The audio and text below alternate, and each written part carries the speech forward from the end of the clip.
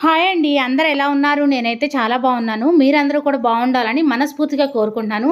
మనకైతే శ్రావణ మాసం రాబోతుంది కదండీ! శ్రావణ మాసంలో అన్ని రోజులు కూడా చాలా మంచి రోజులు. మన ఇంటికి ఎవరైనా ముత్తైదులు వస్తే వాళ్ళకి తాంబూలం ఇస్తే చాలా మంచిదండి.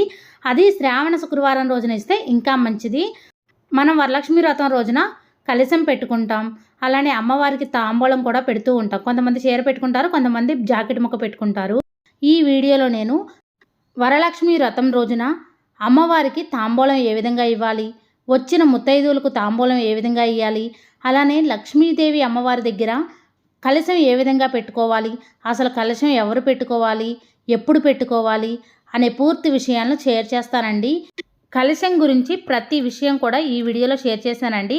కలశం ఏ విధంగా పెట్టుకోవాలి, అసలు కలశం చెంబులో ఏమేమి వస్తువులు వేయాలి అనే విషయాలను షేర్ చేశానండి. ఈ వీడియో అయితే మీ అందరికీ బాగా నచ్చుతుంది. వరలక్ష్మి వ్రతం రోజున ముత్తైదువులకు తాంబూలం ఎలా ఇవ్వాలి చూపించబోతున్నానండి. ముత్తైదువులను అమ్మవారి స్వరూపంగా భావించి మనం వాయనం ఇవ్వాలి. ముందుగా వారికి బొట్టు పెట్టి గంధం పెట్టాలి. ఆ తర్వాత పుస్తలకి పసుపు ఇవ్వాలి. పొడి పసుపుని ఇవ్వకూడదండి, పసుపుని నీటితో కలిపి ఇవ్వాలి. తర్వాత వారి కాళ్ళకి పసుపు రాయాలి. ఎక్కడా కూడా పొడలేకుండా చక్కగా రాయాలి. వారు మనకన్నా చిన్నవారైనా సరే పసుపు రాయాలి. ఆ తర్వాత తాంబూలానికి ఒక ప్లేట్ తీసుకొని, స్టీల్ ప్లేట్ కాకుండా చూసుకోవాలండి. మన శక్తి కొలది తాంబూలం ఇవ్వచ్చు. జాకెట్ ముక్కలు పెట్టొచ్చండి, లేదంటే ఒక్కరికి జాకెట్ ముక్క పెట్టినా మంచిది. ఇక్కడ నేను 2 జాకెట్ ముక్కలను చూపిస్తున్నాను. ఒకటైనా ఇవ్వచ్చు, 2 ఇవ్వచ్చండి.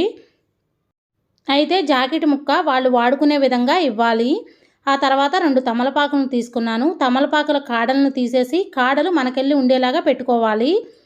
తర్వాత ఆ తమలపాకుల మీద పసుపు కుంకుమ ఉన్న ప్యాకెట్లు పెట్టుకోవాలండి. ఇవి ప్రతి షాప్లో కూడా దొరుకుతున్నాయి. 2 ఒక్కలు, 1 ఖర్జూరం, 1 రూపీ కాయిన్ కూడా పెట్టుకోవాలండి. జాకెట్ ముక్క పెట్టని వాళ్ళు ఒకరికి జాకెట్ ముక్కతో పెట్టి తాంబూలం, మిగతా వాళ్ళకి పండ్లతో అయినా తాంబూలం ఇవ్వచ్చండి. ఇక్కడ ఒక పువ్వుని పెట్టాను. పువ్వులు కట్టిన మాల ఇస్తే ఇంకా మంచిదండి. మాల అయితే వాళ్ళు పెట్టుకోవడానికి వీలుగా ఉంటుంది. ఒకవేళ లేకపోతే ఒక పువ్వైనా పెట్టొచ్చు. ఇక్కడ 2 జామకాయలను తీసుకున్నానండి. జామకాయలను పెట్టాను. 2 అరటిపళ్ళను పెట్టొచ్చు. మిగతా పళ్ళు ఏవైనా సరే ఒకటిగా పెట్టి తాంబూలంలో ఇవ్వచ్చండి. అరటిపండు కొనలు కూడా మనకెళ్ళే ఉండేలా చూసుకోవాలి. తమలపాకుల కాడలు ఎప్పుడూ కూడా ఇచ్చేవారి వైపే ఉండాలి. తర్వాత గాజులు ఇవ్వాలి. 2 కానీ 6 కానీ ఇవ్వచ్చండి, లేదంటే 18 గాజులు ఇవ్వచ్చు. ఈ విధంగా పేపర్ పెట్టి ఇస్తే పక్కకు పడిపోకుండా ఉంటాయి. వాయనం ఇచ్చేటప్పుడు మంచిగా సర్దుకోవాలండి. వీటితో పాటు నానబెట్టిన శనగలు ఇస్తే చాలా మంచిది. మొలకెత్తిన శనగలు ఇచ్చినా ఇంకా మంచిదండి. వ్రతకథ చదివిన తర్వాత వాయనం ఇచ్చేటప్పుడు మనం వారిని కొంగు చాపమని కొంగులో పెట్టాలి. ఇచ్చేటప్పుడు ఇస్తున్నమ్మ వాయనం అని మనం అనాలి. పుచ్చుకుంటున్న వాళ్ళు పుచ్చుకుంటున్నామమ్మ వాయనం అని అనాలి. వాయనం ఇచ్చాక వాళ్ళ చేతికి అక్షింతలు ఇచ్చి ఆశీర్వాదం తీసుకోవాలి. ఒకవేళ మనకన్నా పెద్దవారైతే కాళ్లకు దండం పెట్టి ఆశీర్వాదం తీసుకోవాలి. లేదా మనకన్నా చిన్నవారైతే వాళ్ళ చేతికి అక్షింతలు ఇచ్చి వాళ్ళ గాజులకి నమస్కరించి అక్షింతలు మన తలపై మనమే వేసుకోవాలి. వాయనం ఇచ్చిన తర్వాత ముత్తైదువుల నోరు తీపి చేయాలి. వారితో పాటు వారి పిల్లలు వస్తే వారికి కూడా పండ్లు కానీ స్వీట్ కానీ ఇచ్చి పంపించాలి. వరలక్ష్మీదేవి అమ్మవారికి తాంబూలం ఎలా ఇవ్వాలంటే, ఒక ప్లేట్ని తీసుకోవాలి. స్టీల్ ప్లేట్ కాకుండా చూసుకోవాలి. మనం చీరని పెట్టుకోవాలనుకుంటే చీర పెట్టుకోవచ్చండి, లేదంటే 2 జాకెట్ ముక్కలను పెట్టుకోవచ్చు. చీర పెట్టుకున్నా సరే జాకెట్ ముక్క కంపల్సరీగా పెట్టుకోవాలి. తర్వాత జాకెట్ ముక్క మీద 2 తమలపాకులను పెట్టుకోవాలి. తమలపాకుల కాడలను తీసేసి కాడలు మన వైపు ఉండేలా పెట్టుకోవాలి. పసుపు కుంకుమ ప్యాకెట్లు పెట్టుకోవాలండి. తర్వాత 2 ఒక్కలు, 1 ఖర్జూరం, పసుపు కొమ్ము ఒకటి పెట్టుకోవాలండి. పసుపు కొమ్ము పెడితే చాలా మంచిది. 1 రూపీ కాయను, 2 ఫ్రూట్స్ పెట్టుకోవాలండి. అరటిపళ్ళు 2 పెడితే మంచిది. ఇంకా మిగతా ఫ్రూట్స్ ఏదైనా సరే ఒకటి పెట్టొచ్చు. ఇక్కడ నేను 2 జామకాయలు పెట్టానండి. తర్వాత 1 పువ్వు పెట్టాను. తర్వాత అమ్మవారి దగ్గర గాజులు కూడా పెట్టుకోవాలి. అమ్మవారికి ఆకుపచ్చ రంగు కానీ ఎరుపు రంగు గాజులు కానీ పెట్టుకుంటే చాలా మంచిది. ముత్తైదులు కూడా ఆకుపచ్చ కానీ ఎరుపు రంగు గాజులు ఇస్తే మంచిది. ఇలా పువ్వులు కట్టిన మాల పెడితే చాలా మంచిది. తర్వాత అమ్మవారికి మనమే ప్లేట్ని చూపిస్తూ ఇస్తున్నమ్మ వాయనం, పుచ్చుకుంటున్నమ్మ వాయనం అని మనమే అనుకుంటూ అమ్మవారికి నమస్కారం చేసుకోవాలి. తెలుసుకున్నారు కదండి. అమ్మవారికి తాంబూలం ఎలా సమర్పించాలి, అలాగే వరలక్ష్మి వ్రతం రోజున ముత్తైదువులకు తాంబూలం ఎలా ఇవ్వాలి. శ్రావణ మాసంలో ఏ రోజైనా సరే ముత్తైదువులకి తాంబూలం ఇస్తే చాలా మంచిది. మన ఇంటికి ఎవరైనా వచ్చినా సరే వారికి బొట్టు పెట్టి తాంబూలం ఇస్తే చాలా మంచిది. శ్రావణ శుక్రవారం రోజున అమ్మవారికి పూజ చేసుకొని ముగ్గురికి కానీ 5గురికి కానీ 11 మందికి కానీ ముత్తైదువులకి తాంబూలం ఇస్తే చాలా మంచిది. వరలక్ష్మి వ్రతం రోజైనా ఇవ్వచ్చు. ఒకవేళ వరలక్ష్మి వ్రతం రోజు ఇవ్వటం వీలు కాకపోతే మీరు ఏ రోజు పూజ చేసుకుంటే ఆ రోజైనా తాంబూలం ఇవ్వచ్చు. శ్రావణ మాసంలో వరలక్ష్మి వ్రతం రోజున కలశం ఎలా పెట్టాలి, ఎవరు పెట్టాలి, కలశం పెట్టడానికి ఆచారం ఆనవాయితీ ఉండాలా, అమ్మవారికి చీర కట్టి అలంకరించేటప్పుడు కలశం ఎలా పెట్టుకోవాలి, కలశాన్ని వరలక్ష్మి వ్రతం రోజున మాత్రమే పెట్టుకోవాలా, లేదంటే శ్రావణ మాసంలో వచ్చే ప్రతి శుక్రవారం రోజు పెట్టుకోవాలా అనే విషయాలను ఈరోజు ఈ వీడియోలో షేర్ చేస్తానండి. శ్రావణ మాసంలో మనం లక్ష్మీదేవి అమ్మవారిని పూజిస్తాం కదండి.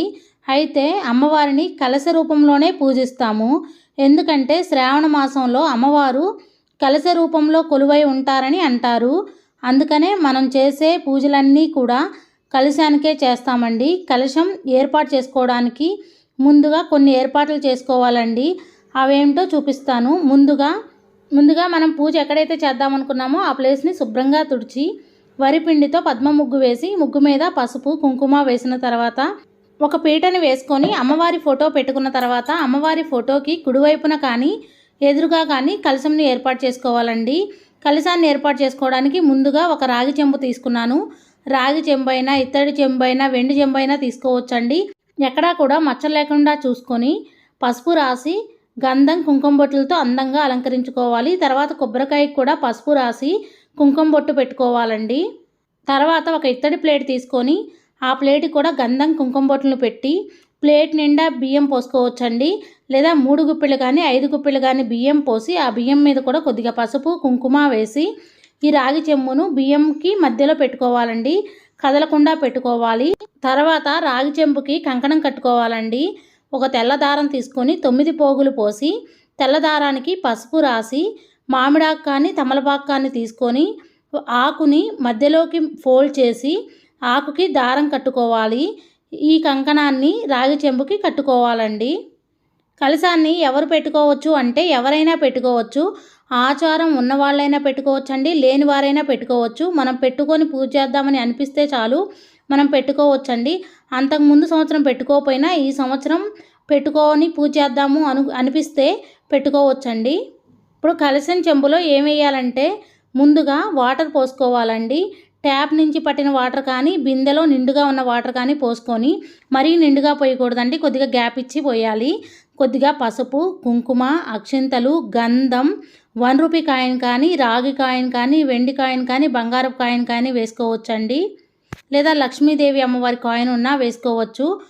లవంగం 1 3 యాలకులు వేసుకుంటే చాలా మంచిదండి.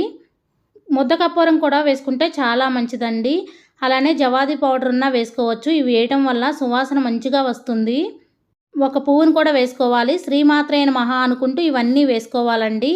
తర్వాత రాగి చెంబు మీద కొబ్బరికాయను పెట్టుకోవాలి. మనం కొబ్బరికాయను అమ్మవారి స్వరూపంగా భావించి అందంగా అలంకరించుకోవాలి. జాకెట్ ముక్కను ఈ విధంగా ఫోల్డ్ చేసుకోవాలండి. రాగి చెంబును అలంకరించేటప్పుడు నేను స్వస్తిక్ గుర్తేసానండి. వెంకటేశ్వర స్వామి నామం కూడా వేసుకోవచ్చు. అలా వేసుకుంటే చాలా మంచిది.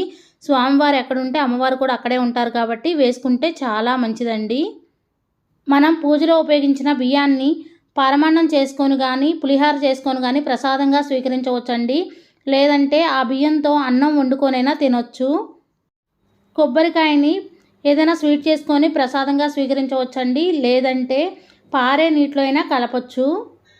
తర్వాత కలశానికి 1/2 డజన్ కానీ డజన్ కానీ గాజులు వేస్తే చాలా మంచిదండి. మన దగ్గర ఉన్న నగలతో అమ్మవారిని అందంగా అలంకరించుకోవచ్చు.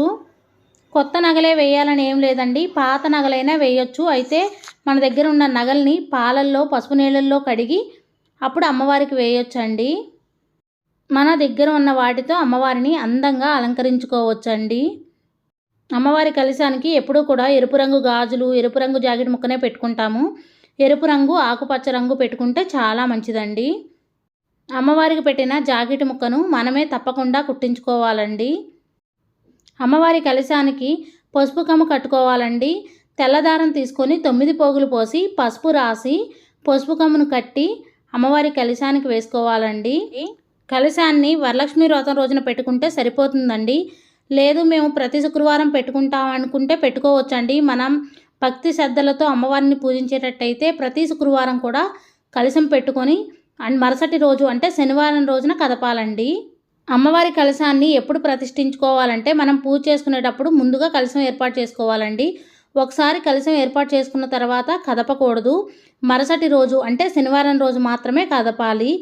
మనం అమ్మవారి ఫోటో పెట్టుకుంటాం కదండి, అమ్మవారి ఫోటోకి కుడివైపున కలశం పెట్టుకుంటే చాలా మంచిది. లేదంటే అమ్మవారి ఫోటోకి ఎదురుగైనా పెట్టుకోవచ్చు. అమ్మవారి కలశంలో వేసిన నీటిని ఎవరు తొక్కని ప్లేస్లో పోయాలండి, లేదా మొక్కలకి పోయాలి. ఇంట్లో 4 వైపులా చల్లుకుంటే చాలా మంచిది. కలశంలో వేసిన 1 రూపీ కాయిన్ని బీరువాలో భద్రపరచుకోవచ్చండి. కొబ్బరికాయని ప్రసాదంగా స్వీకరించవచ్చు. తెలుసుకున్నారు కదండి కలశాన్ని ఏ విధంగా ఏర్పాటు చేసుకోవాలి. మరిన్ని వీడియోస్ కోసం మన ఛానల్ని సబ్స్క్రైబ్ చేయండి. నా ఈ వీడియో మీకు నచ్చిందనే అనుకుంటున్నాను, ఎంతో కొంత యూజ్ అయిందనే అనుకుంటున్నాను. ఒకవేళ నచ్చితే లైక్ చేయండి, షేర్ చేయండి, కామెంట్ చేయండి ఫ్రెండ్స్. కొత్తవారు ఎవరైనా మన ఛానల్ చూస్తున్నట్టయితే సబ్స్క్రైబ్ చేసుకోండి. పక్కనే ఉన్న బెల్ ఐకాన్ని యాక్టివ్ చేసి నేను పెట్టే ప్రతి వీడియో నోటిఫికేషన్ మీ దాకా చేరుతుంది. Thank you for watching. Bye అండి.